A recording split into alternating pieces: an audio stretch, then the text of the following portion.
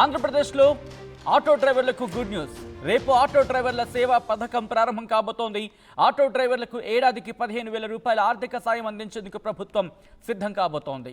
రాష్ట్ర వ్యాప్తంగా రేపు ప్రారంభం కాబోతోంది ఈ పథకంపై ఇవాళ ముఖ్యమంత్రి చంద్రబాబు అధ్యక్షతన కేబినెట్ భేటీ జరుగుతోంది.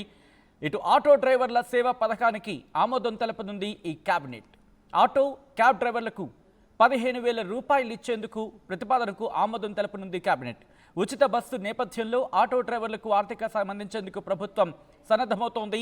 దాదాపు 20 ఎజెండా అంశాలపై కేబినెట్లో చర్చ జరగబోతోంది. వీటిలోని ఈ అంశం ఉంది. ఈ అంశానికి సంబంధించి మరి కాసేపట్లో కేబినెట్ భేటీ ప్రారంభం కాబోతుంది. కేబినెట్ భేటీ ప్రారంభం అయింది. నిజానికి ప్రారంభమయ్యి ఇప్పుడు ఈ అంశం డిస్కషన్కి రాబోతోంది. 3 గంటల ప్రాంతంలో కేబినెట్ భేటీ జరుగుతున్న సందర్భం. కేబినెట్ భేటీ తర్వాత అంటే అక్టోబర్ 4న ఆంధ్రప్రదేశ్లో ఆటో డ్రైవర్ల సేవా పథకంలో ఈ పథకానికి ఆటో డ్రైవర్ల సేవలు ఈ పథకం ప్రారంభం కాబోతోంది. ఈ నేపథ్యంలో వారి ఖాతాలోకి 15,000 రూపాయలు జమ చేసేందుకు ప్రభుత్వం ఏర్పాట్లు చేస్తోంది.